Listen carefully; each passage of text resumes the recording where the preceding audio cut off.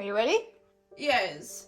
Hello everyone, welcome back to Sydney and Starlit, and if you're new here, welcome, enjoy the videos. So today, me and Sydney are going to be reading Disney's Button Soup. So let's begin.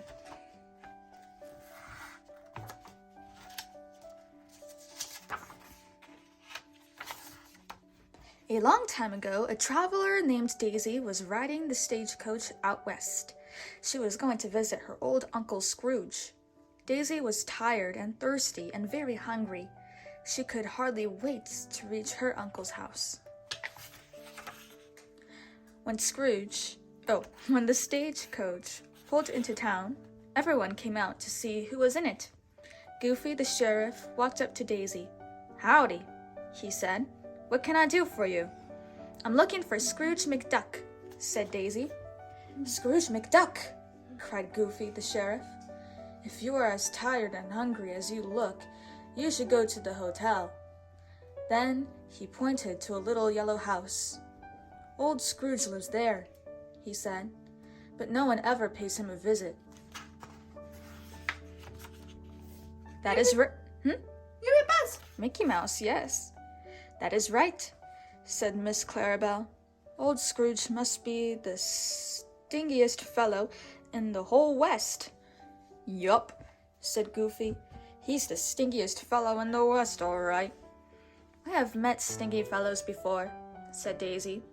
"Maybe I can teach my uncle a lesson." Mickey Mouse. So Daisy went straight to the yellow house and knocked on the door. When Uncle Scrooge opened the door, Daisy threw her arms around his neck. "Surprise!" she cried. "I have come to pay a visit, Uncle." Scrooge did not look happy to see his niece. "I did not ask you to come," he shouted. Scrooge. But Daisy did not listen to him. She walked right into the house. "I am very hungry, Uncle," she said. "What do you have to eat?" "You won't find any food here," said Scrooge. He tried to hide some dirty dishes. "There is no food in the house," he cried. "Poor Uncle," said Daisy. "You must be starved." And she went to the cupboard and took out a big black pot. There on the shelf was a basket of fried chicken. "Aha," she thought.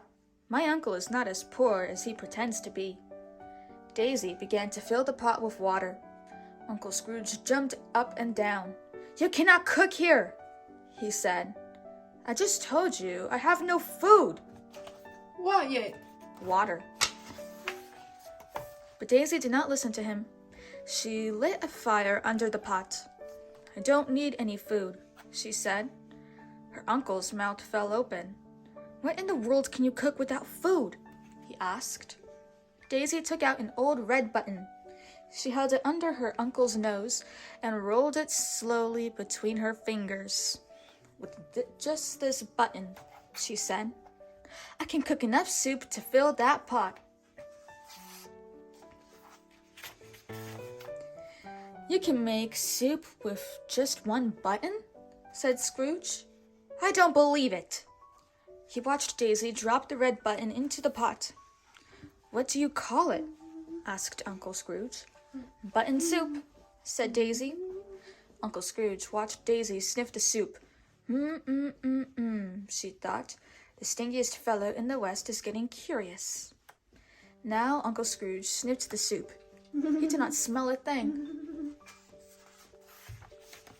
Daisy began to stir very quickly. As she stirred, she said, "Whenever I make this soup at home, I always use some salt and pepper. But since you have no food in the house, I guess you have no salt and pepper." "I don't have any food," said Scrooge, "but I always have some salt and pepper for a rainy day." He lit a candle, opened a door in the ceiling, and climbed up to the attic. The attic walls were covered with jars of spice. Scrooge held his candle up to see them better. He picked out jars of salt and pepper to add to the button soup. Daisy poured the salt and pepper into the pot. Uncle Scrooge watched. He could hardly wait to taste the button soup. Daisy began to stir again. As she stirred, she said, "I once made this soup with an old soup bone. It really was delicious. But if you have no food, one button will have to do." "If all you need is an old soup bone," said Scrooge, "I might be able to find one." He took a lantern and ran down to the cellar. Scrooge's cellar looked just like a butcher shop. He had hams and chicken and turkeys and beef. He picked out a juicy bone to add to the button soup. When Scrooge came back with the bone, Daisy dropped it into the pot. The soup began to bubble and boil. "It smells good," said Scrooge.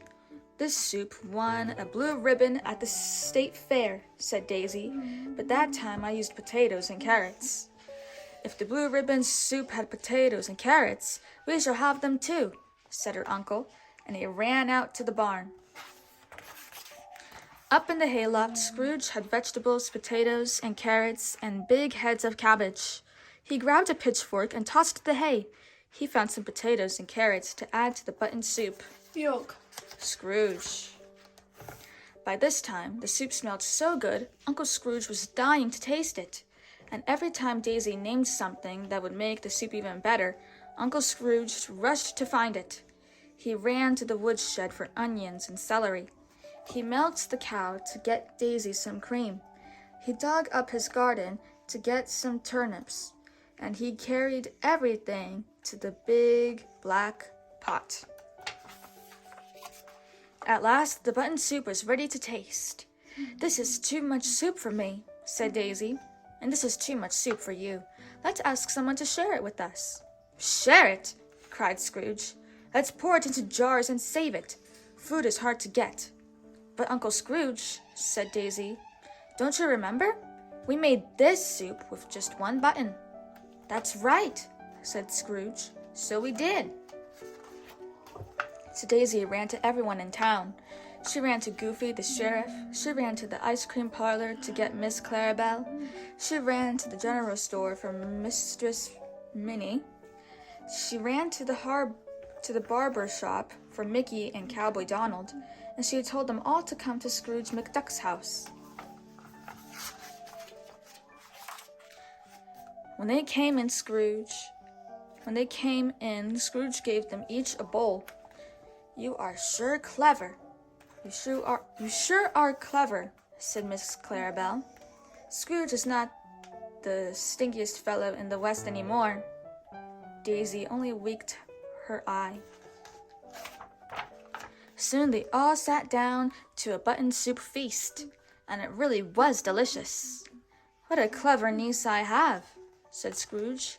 "She made this soup with just one button." When the time came for Daisy to leave, Scrooge went to the stagecoach to see her off. "Come back to visit me soon, Daisy," he said. After all, thought Scrooge, such clever nieces don't grow on every bush. Yuck. Scrooge. The Is. end. So that is it for today, everyone. Really hope you all enjoyed it, and we'll see you all next time. Bye. Bye-bye. Pick out your favorite page. Horse. Horse.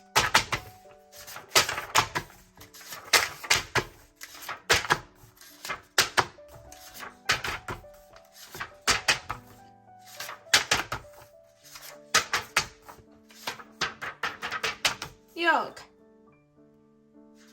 Yuck. Scrooge.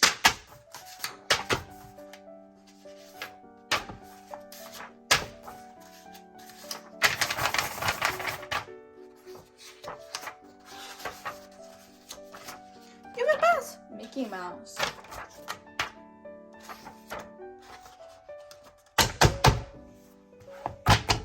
Who's your favorite character? Daisy. Daisy. Good choice. Bye-bye. Yuck. Scrooge.